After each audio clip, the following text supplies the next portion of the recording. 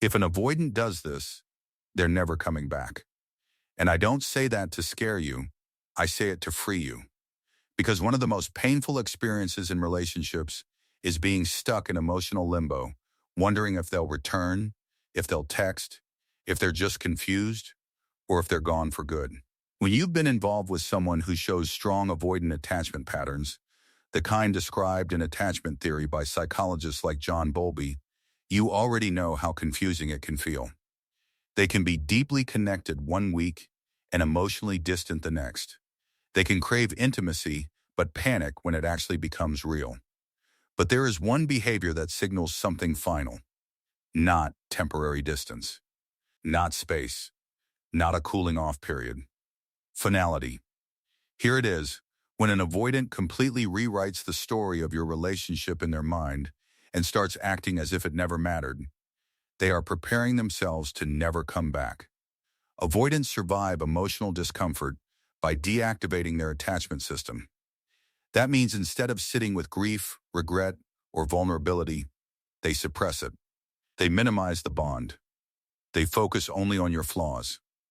They convince themselves it wasn't that deep. If you notice that they suddenly frame the relationship as casual, insignificant, or a mistake, especially if it clearly meant more before, that's not random. That's psychological distancing. And once they fully commit to that internal narrative, returning would require them to dismantle their own defense system. Most won't. Another sign is when they cut off not just communication, but emotional access. There's a difference between needing space and emotionally erasing you. If they block you everywhere, remove shared memories, detach from mutual circles, and show zero curiosity about your life, that isn't just pride. That's self-protection at an extreme level. Avoidants don't always chase closure. In fact, closure forces emotional confrontation, and confrontation triggers vulnerability. If they decide that you represent emotional intensity, expectations, or needs they don't feel equipped to handle, they may convince themselves the safest move is permanent distance. And once they feel relief in that distance, it reinforces the behavior. Here's the hard truth most people don't want to hear. When an avoidant replaces you quickly and appears completely unbothered, that can be a sign they're running forward, not reflecting backward. It's not always about love. It's about regulation. Some avoidants move into new connections to avoid sitting with unresolved attachment pain. But if they emotionally attach to someone else and integrate that person into their new normal, the psychological door to the past relationship closes further, not because you were unworthy, but because returning would require accountability, emotional processing, and discomfort. 3 things avoidant defenses are designed to escape. And here's the deepest indicator: when they no longer react to your absence. Avoidance may initially detach, but many still feel the undercurrent of connection. They might check your stories. They might indirectly reach out. They might show subtle signs of ambivalence. But when that ambivalence disappears, when there's no curiosity, no breadcrumbs, no emotional leakage, that often means they've successfully suppressed the attachment bond in their conscious awareness. Out of sight, out of mind becomes their survival strategy. And once that emotional numbing stabilizes, reopening the connection feels threatening to their internal equilibrium. Now, this is important. Avoidance can miss you deeply and still never come back. Missing someone and choosing them are 2 very different psychological actions. Avoidants struggle with sustained emotional exposure.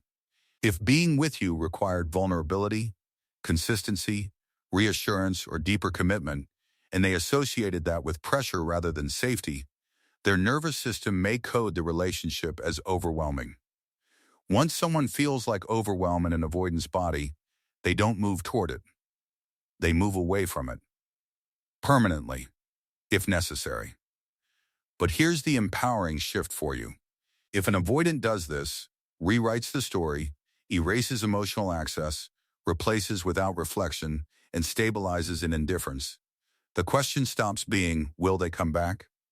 And becomes, why would I wait for someone who runs from depth? Because real connection requires 2 nervous systems willing to stay. Not one chasing and one escaping. not one overanalyzing and one suppressing. If someone has chosen emotional safety over emotional intimacy with you, believe their choice. Don't romanticize it. Don't decode it. Don't fight it. Psychologist Esther Perel once said that the quality of our relationships determines the quality of our lives. And if someone cannot meet you in emotional presence, then their absence might actually be your protection. I know that's not the comforting answer people want. Hope feels safer than acceptance. But clarity is power. If an avoidant shows you through consistent behavior, not words, not nostalgia, not late-night impulses, but consistent emotional shutdown and narrative rewriting, accept that as the closure they'll never verbally give. And the most attractive, powerful thing you can do in response? Stop pursuing. Stop proving. Stop trying to outweight their defenses. When an avoidant truly believes you are no longer an emotional option, something interesting happens. Either they confront their attachment wounds or they don't. But either way, you win. Because your value was never supposed to be measured by someone else's capacity. If they do this, they're not coming back. And if they don't come back, it doesn't mean you lost. It means you're finally free to build something with someone who doesn't experience love as a threat,